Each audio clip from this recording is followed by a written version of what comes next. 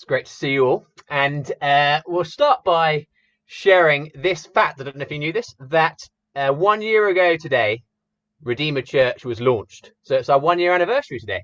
So that's very exciting. I can't remember the exact date in January, but it was this equivalent Sunday in January. So it's amazing. And you might be watching this, and this might be your first time tuning in to Redeemer Church. You might just be looking in. You might not even be a follower of Jesus, or you might be someone who's been around Redeemer and, as we were before, Emmanuel Chester Street for a few years. And however you come, whatever part of the journey with us you're on, you're so welcome this morning. And today we're going to be starting a new series, and it's a series where we're going to be looking at our vision and our values as a church. And it's going to last the next 13 Sundays. So stick with us through those. Today we're going to be looking at our vision statement, and then we've got 2 Sundays on each one of our 6 values in the weeks after that. And so wherever you are on the journey with us, I hope this is helpful for you, and that if you're just looking in at us as a church, you'll be able to work out if this is the kind of church that you want to be part of. Even if you don't follow Jesus at the moment, we welcome everyone. Even if you're just wanting to explore more about Jesus, you're so welcome to belong to us and be part of us. And so it's like our DNA. This is what we want. This is what we share. Bob actually prayed in the prayer meeting before, so it was really helpful prayer about sometimes vision can be all the kind of shiny stuff that we want to see, and vision kind of is shiny. And so what our vision, as I go through our vision statement today, it's kind of it's the goal. It's what we're heading towards. We're definitely not there yet, but sometimes we can think, oh, I'm so weak. I'm so far away from that vision, and that's okay, because we don't want to be a church who pretend. We want to be a church where we're honest and open, and we're going on the journey together. So this is where we're heading towards. It's not where we're at necessarily fully, and we'll all be at different places on the journey. So I don't want you to leave this thinking, oh, I'm so far away from that. Actually leave thinking, wow, God, will you help me become more like that? Will you help us take the next step towards this vision that you have for us as a church? So here's our vision statement, if you don't know it already. Reveling in Jesus, restoring lives, reviving communities. That's what we're about. There it is on the screen for you now. And as we've been looking at that vision statement together as elders, and as we've been praying into things, we received a prophetic word from a guy from a church in Hull, which drew us to Isaiah 58, where he said this. He said, I think Isaiah 58 has relevant significance for your church journey, past, present, and future. It's not just about what God will have you do as a church for him, but also who you are as a people and where you have come from. And so Isaiah 58 is what we're going to be going through this morning, because Isaiah 58, I think, really explores this vision statement. It really, as I've been praying into it, I think, wow, these two connect really closely. And that's not a coincidence, because God has given us Isaiah 58. So if you like, Isaiah 58 is a kind of foundational passage that we want to be rooted in as a church. So if you don't know it already, if you haven't come across it, I'd encourage you to spend this next week just really praying into it and going through it. And I'm going to hand over to Nigel now, who's just going to read it through for us.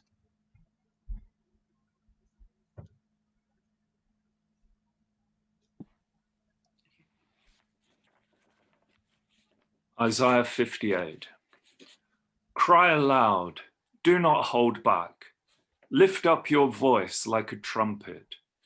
Declare to my people their transgression, to the house of Jacob their sins. Yet they seek me daily and delight to know my ways, as if they were a nation that did righteousness and did not forsake the judgment of their God. They ask of me righteous judgments. They delight to draw near to God. Why have we fasted and you see it not? Why have we humbled ourselves and you take no knowledge of it? Behold, in the day of your fast, you seek your own pleasure and oppress all your workers. Behold, you fast only to quarrel and to fight and to hit with a wicked fist. Fasting like yours this day will not make your voice to be heard on high, Is such the fast that I choose, a day for a person to humble himself? Is it to bow down his head like a reed and to spread sackcloth and ashes under him? Will you call this a fast and a day acceptable to the Lord? Is not this the fast that I choose? To loose the bonds of wickedness, to undo the straps of the yoke, to let the oppressor go free, and to break every yoke? Is it not to share your bread with the hungry and bring the homeless poor into your house? When you see the naked, to cover him and not to hide yourself from your own flesh? Then shall your light break forth like the dawn, and your healing shall spring up speedily. Your righteousness shall go before you. The glory of the Lord shall be your rear guard. Then you shall call, and the Lord will answer. You shall cry, and he will say, Here I am. If you take away the yoke from your midst, the pointing of the finger and speaking wickedness, if you pour yourself out for the hungry and satisfy the desire of the afflicted, then shall your light rise in the darkness, and your gloom be as the noonday. And the Lord will guide you continually and satisfy your desire in scorched places and make your bones strong. And you shall be like a watered garden, like a spring of water whose waters do not fail. And your ancient ruins shall be rebuilt. You shall raise up the foundations of many generations. You shall be called the repairer of the breach, the restorer of streets to dwell in. If you turn back your foot from the Sabbath, from doing your pleasure on my holy day, and call the Sabbath a delight, and the holy day of the Lord honorable, if you honor it, not going your own ways, or seeking your own pleasure, or talking idly, then you shall delight in the Lord, and I will make you ride on the heights of the earth. I will feed you with the heritage of Jacob your father, for the mouth of the Lord has spoken. Thanks, Nigel. So we're going to look at the three parts of our vision statement. Firstly, reveling in Jesus. Quite simply, Redeemer Church is all about Jesus. It's all about his glory. It's all about his honor. It's all about his fame. It's so simple. I mean, our vision statement could just be Jesus, but sometimes it's worth fleshing things out a little bit more. We still kept it quite short, but it is all about him. Our vision, above all else, is that we become as a church more passionate and more obsessed by Jesus, that he fills our gaze and our vision, he fills our lives, that he truly becomes all in all to us. He's the starting point of all that we do. He is our first priority. It must always be from the place of knowing Jesus and growing in relationship with and love for Jesus, that everything we do, all the activity that we do as a church flows out of. If it's not coming out of that place, then we've got it wrong. We've got the motivation wrong. You see, at the heart of Christianity isn't an abstract ideal. It's not this kind of God out there somewhere that we have to get more information about and that we have to kind of just know more about, but rather it is a person called Jesus, and it's about experiencing and relating to a person. That's what Christianity is all about. That's why it is so different to all the religions around, because it's not a religion in that sense. It's a person. It is Jesus. It is all about him. Paul, the Apostle Paul, says in Philippians 3 verse 8 that he counts everything a loss compared to the surpassing worth of knowing Christ Jesus, his Lord. That's the vision, that he, knowing him, would become so superior to everything else. And as we look at the first five verses of Isaiah 58 that we've just had read to us, I think we see this fleshed out for us because really the summary of those 5 verses is this challenge from God. He comes strong and shares the sin of his people in the Old Testament to them. And the summary of that challenge is that their lives are full of religion. Their lives are full of religious pretense. But it's not genuine. Listen to how they do all the stuff. It says, verse 2, they seek me daily. They delight to know my ways. They delight to draw near to God. Verse 3, they have fasted and humbled themselves. And yet, he has a problem. Although they seem to be doing all the right religious stuff, the big problem God has with them, it is just empty religion. They're going through the motions when they gather together. They're doing all the religious stuff, but their lifestyles do not match. Verse 3, he says, behold, in the day of your fast, when you're doing this religious thing, you seek your own pleasure and you oppress all your workers. What God is after isn't that we go through our religious duties, we do all the religious observations, that we tick all the things off the list that we're meant to do. I do this, I go to church, I read my Bible, I do this, I do that. I try my hardest to be a good Christian. That is not the kind of church we want to be about, where we're just trying hard to be good Christians. We want to be a church who love Jesus, who grow in relationship with Jesus, who see him as so good that all of the other stuff that we do for him comes out of that place. They've got it the wrong way round. We want to be like Mary in the story of Mary and Martha, where she sits at the feet of Jesus. He comes to her house and she sits with him and she listens to him, and she's just, we can just imagine her just being, wow, you're amazing, Jesus. I just love being in this place where I hear from you and I'm with you. While her sister Martha is frantically doing all the stuff, getting dinner ready in the kitchen. But she's lost the point. She's missed the point that Jesus has come to their house, and it's most important to prioritize being with him, knowing with him, relating to him. It doesn't mean we don't do stuff, as we'll come on to in the next parts of our vision, but it's got to start with him. It's got to start with loving him. As a church, we want any sense of religious duty to be replaced with delight. Delight in Jesus.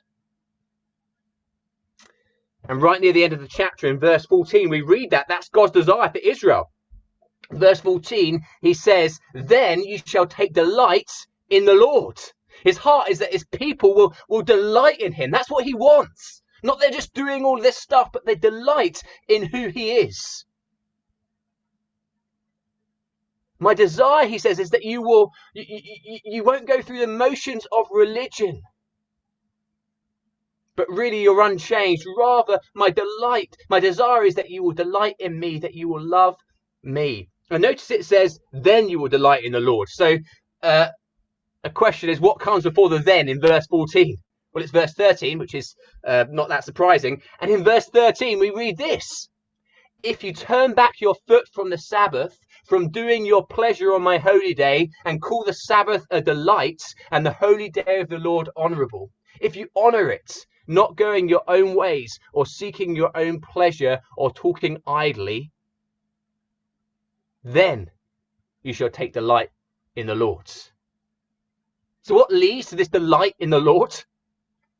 Joyful Sabbath keeping in this case. You know, I think this is a bit weird. Why would making the Sabbath a delight and giving God the Sabbath, this day which is set aside to have more of God and enjoy more of God in our lives and rest in him, why would that lead to delighting in the Lord? Well, the answer is because delight in the Lord doesn't just happen. Delight in the Lord comes as we take steps to open up our lives to more of him, to be able to see more of who he is and more of his love. It's only as we understand him and his love more and more that we will delight in the Lord.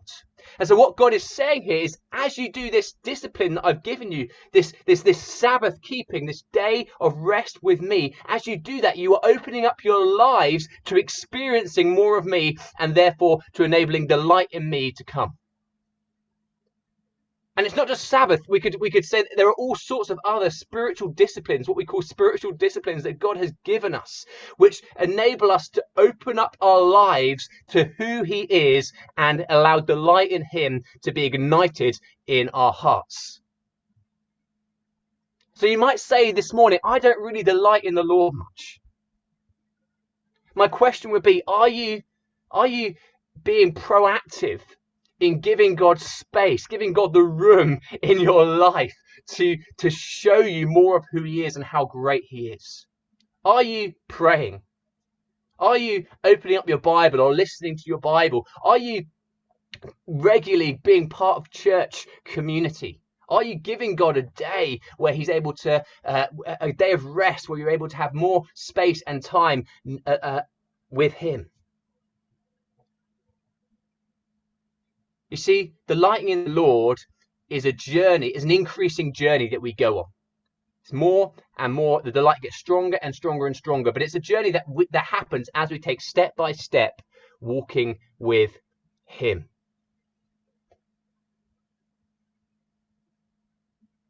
Until we know the love of God, until we truly know that God loved me so much that he gave his only son to die for me on a cross, to deal with my sin so that I could be forgiven, until we are mind blown by how great that love of God for you is in Jesus Christ, you'll never truly delight in him. He'll just be another thing on your list to do and to fit into your life. He won't be the joy and the treasure of your life. And so I urge you, open up your lives to that love. Put these practices that he has given us, these gifts, if you like, these spiritual disciplines, build them into your lives so that our eyes, so that we give God the opportunity to open our eyes to more of him. And you know, the word reveling in Jesus might sound a bit of a strange word to use.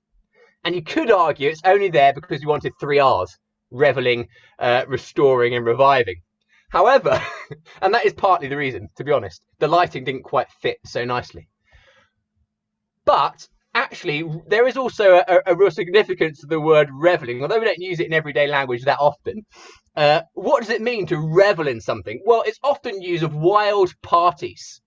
It's often used of going a bit crazy. And we want to be so wild about Jesus. We don't just want to enjoy Jesus a little bit on the side. We want him to be, we want to just be so taken over by how great he is. And just before we move on to part 2 of our vision, I would say one more thing about reveling in Jesus, and that's from the end of verse 13.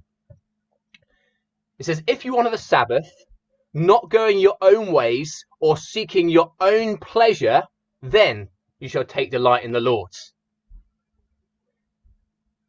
You see, one of the key prerequisites of taking delight in God is dying to ourselves.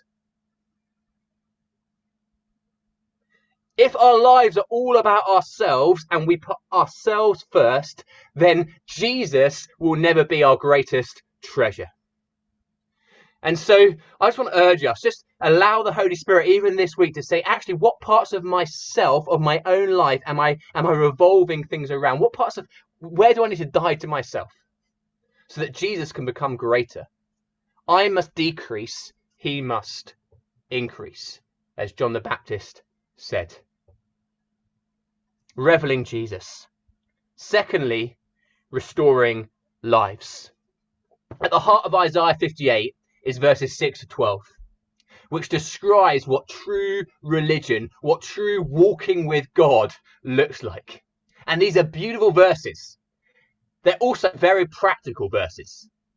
We can idealize them and say, oh, isn't that nice? And doesn't that sound great? A great picture. But actually, as we look at them, they're very, very practical. And as a result, they're very, very challenging. Love for God, reveling in Jesus, flows into love for others. Just read 1 John. You can't love God if you don't love other people. It's how our love for God is demonstrated, is made practical. And as we read verses 6 to 12, we get this glorious picture of this restoring lives part of our vision. There's a list of 13 different components in these verses. We're not going to look at all 13. In fact, we're just going to look at two categories that these components fit under. Two big categories, which are key for our vision. The first is bring freedom. Verse 6, loose the bonds of wickedness. Undo the straps of the yoke. Let the oppressed go free. Break every yoke. Verse 9, take away the yoke from your midst. It's pretty repetitive. It's saying the same kind of thing. Basically, be a people who enable freedom to come to those around you. Be freedom bringers. And Jenny brought Isaiah 61 earlier, which I was also planning on bringing, on the words of Jesus in Luke chapter 4. I'm going to read it again. It says, the Spirit of the Lord is upon me. This is Jesus' model to us, because he has anointed me to proclaim good news to the poor. He has sent me to proclaim liberty to the captives, recovery of sight to the blind, to set at liberty those who are oppressed, to proclaim the year of the Lord's favour. Liberty to the captives, liberty to the oppressed. Do you hear the echoes of what we've been reading in Isaiah 58? The call on us as Redeemer Church is to be the kind of church that engages with the world around us, not to put extra burdens on them, not to make them feel guilty and condemned, not to give them a whole load of rules and regulations that they need to follow in order to come to know Jesus. People have enough burdens already. They don't need the church and religion to add even more to them. Rather, the call of God through these verses to us as a church is to be those who engage with the world around us in a way that brings freedom, in a way that brings liberty, sets the captives free, breaks the yoke that is weighing people down. And in short, the root problem of the oppression that people are experiencing is sin. Is the separation from God that sin causes. That's what creates the brokenness in our world. And sin has too great a hold on people just for a change of behaviour to sort out. The bonds of wickedness around people are too great. The oppression that people are under is too severe. The yoke upon them is too heavy just for some therapy to sort out, or just for some behavioural change to make them a little bit better. Rather, they need the freedom that only Jesus Christ can bring, the identity that they can experience in knowing the forgiveness of Jesus, in what we sang earlier, that we can become a child of God. And in that place, suddenly bonds start to break. Chains start to fall. The yoke starts to be lifted. Freedom comes. And we're called to be those freedom bringers, which means leading people to Jesus. Hope in him is the only answer. But secondly, as well as being freedom bringers in this restoring lives part, we also are called to serve practical needs. Verse 7, share your bread with the hungry.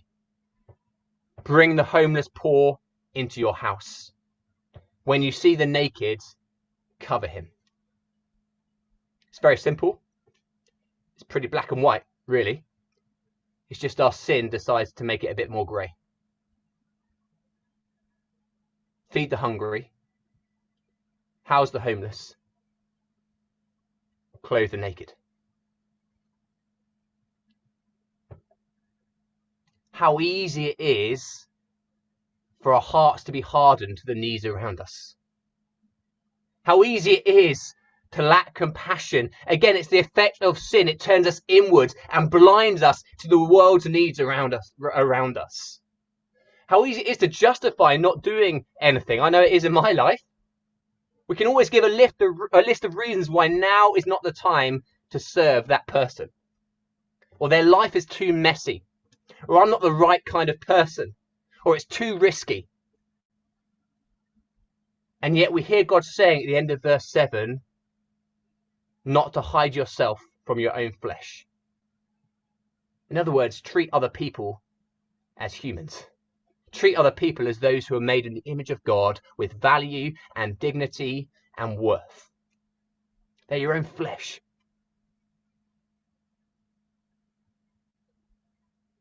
Hebrews 13 verse 3 says this, remember the prisoners as though you were in prison with them.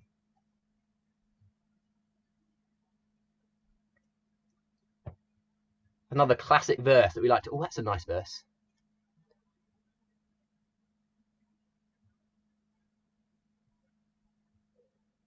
Jesus himself in Matthew 25, in the context of a story he is telling, says this, I was hungry and you gave me food. I was thirsty and you gave me drink.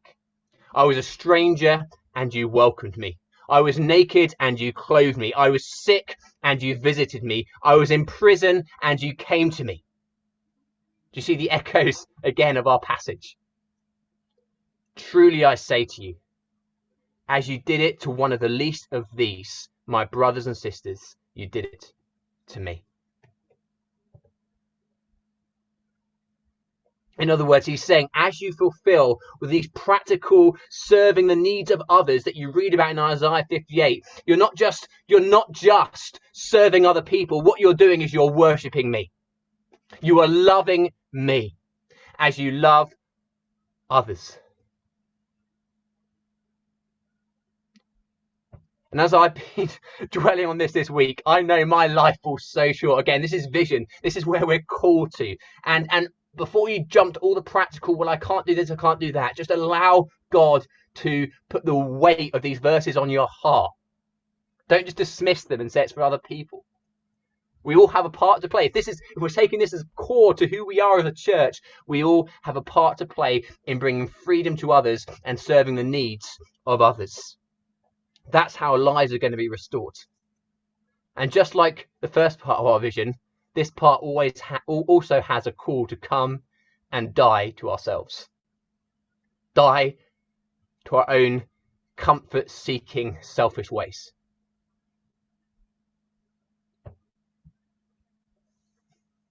If we're truly going to engage with those around us, if we're truly going to be serious about seeing lives restored,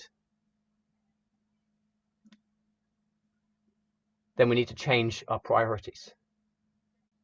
Listen to how God puts it in verse 10. Pour yourself out for the hungry and satisfy the desire of the afflicted. Pour yourself out for the hungry. That isn't just give them a quick afterthought and then get on with your life. Pour yourself out for those around you. And of course, the model is Jesus. He didn't just see us in our brokenness, in our need, in our oppression of sin and say, oh, I'll just give them a quick thought. He poured himself out quite literally to death on a cross that we could be brought out of our sin, we could be brought out of our poverty, and we could be made rich in him. He has lavished the riches of heaven upon us, and it cost him everything. And he says, now as I have given, now you go. Freely you've received, now freely go. Give away. Restore lives. And thirdly, reviving communities. You know, the other amazing thing about Isaiah 58, there's all sorts of amazing things, but one of the others is that there is this huge promise of blessing that comes as the people of God do the stuff we've just been talking about. It's beautiful. Verse 8, it says, if we live in this kind of way, then shall your light break forth like the dawn, and your healing shall spring out speedily.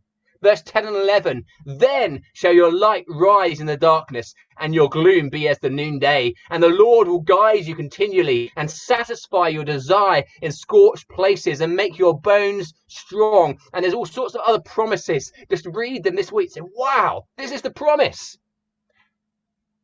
I don't know if I read those kinds of verses, I think, wow, I want that.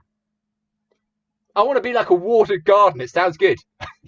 I want to have my desire satisfied. I want to be full of light. Well, how does that happen, do these verses say? It doesn't happen as we become an inward-looking, holy huddle, having a nice time together, a little club as a church. It comes as we start breaking out of our walls and giving ourselves away to those around us and within our own community, of course. It starts within and overflows out. It seems a bit counterintuitive, doesn't it? That as I give myself away to others, as I pour myself out for others, blessing's going to come on me. That's not really how we normally think. The more I kind of look after myself and protect myself, the more blessed I'll be. But actually, this is a kingdom principle. Jesus himself said that the way you gain life is by losing it. And if you try to keep your life, you're going to lose it. So if you're feeling spiritually dry at the moment, pour yourself out for another person in need. That's the opposite to the way we normally think. I'm feeling spiritually dry. I better put up the doors and keep myself to myself and just spend my time on my own in my room praying. Of course, we still need to pray. But these verses seem to say, actually, we need to get out there and serve other people, even when we feel a bit dark and gloomy, and the light of God will come. And I love the imagery that these blessings use. There's two major things they focus on. The first is light and the second is water. Verse 8, then shall your light break forth like the dawn. Verse 10, then shall your light rise in the darkness. Or verse 11, for the water, and you shall be like a watered garden, like a spring of water whose waters do not fail. In both of these images, do you notice something? The blessing and refreshing and reviving that comes on the people of God flows outwards and seems to affect others around them. Light breaks forth from us. Water springs out from us. And so as we serve others, as we are refreshed and renewed and revived, what we are wanting and what we are desiring is that revival comes to those around us. We exist as Redeemer Church, not just for our own benefits, but the light of Christ among us and the reviving water of the Spirit within us would impact and transform the communities around us. I don't believe it's a coincidence that the building we're going to be located in is called the Beacon. These verses speak about a beacon. We are a beacon. We are called to be a city on a hill. Let the light shine forth. Let communities be revived because we exist. I love Acts chapter 8, verse something or other, 5, I think. Where it says, I've got it somewhere in my notes, Acts chapter 8, verse 8, it says, in the story of the early church, the people of God go to Samaria, the gospel is proclaimed, signs and wonders are performed. There's a little verse often missed out which says this: there was much joy in that city. We want there to be much joy in Chester Street and beyond because Redeemer Church exists.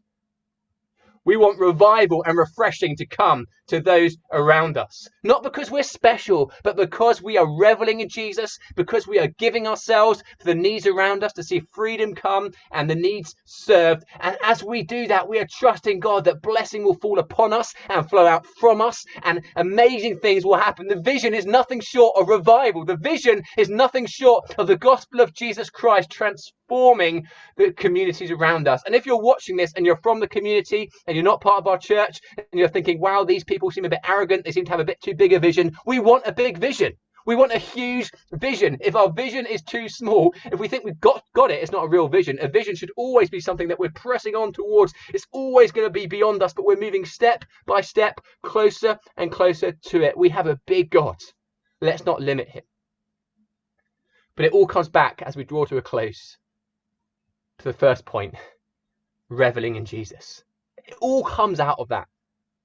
Parts 2 and parts 3 mean nothing if we're not giving ourselves to part 1. And just one additional thing I forgot to say is the communities is plural. It's plural for a whole number of reasons, but one of the reasons reviving communities, not just our one community in Chester Street, is because we have a vision to see multiple communities revived. We have a vision to be a reproducing church where churches are planted. And as elders, we're already beginning to think and pray. But what that means for us, we want to wait several years down the line before we start thinking about church planting. We want it to be part of our DNA from the outset. And as we draw to a close, we're going to pray. We're going to sing one more song. I know Becky's got some words to share as well at the end. But I just want to share something that Jeff sent Matt and I this week, which really resonates with us. I think resonates with what I'm sharing. So he said this: I was shown, and there might be an image on the screen as well. I was shown an image of fire in a brazier burning in the darkness. As it burned, it provided warmth and light to its surrounding areas.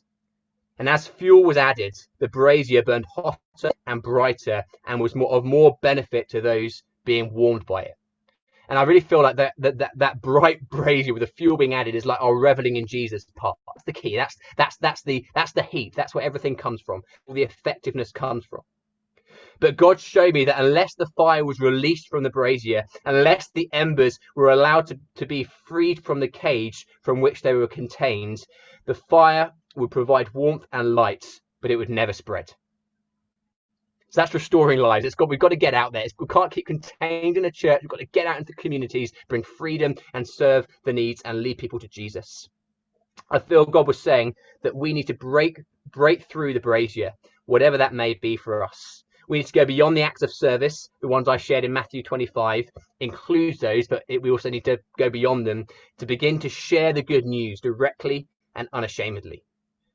Providing warmth and light to people is amazing and of value, but the fire of the gospel will not spread unless we share the good news at the same time. And so it's restoring lives basically means the fire is getting out there, and the fire gets out there, as I said, with these two things: gospel being shared, freedom being brought spiritually, but also the needs being served practically. And we want to go out with that dual focus, and our longing is that we'll see many come to know Jesus. And if you're watching this and you're like, this sounds a bit weird, this vision, and I don't even know Jesus myself, we'd love to talk to you more. We'd love to be able to talk about what it means to know that God loves you and how that transforms everything. So please do get in contact with us, info@redeemercls.com, write us a message on Facebook, whatever, any way you want to, it's totally fine.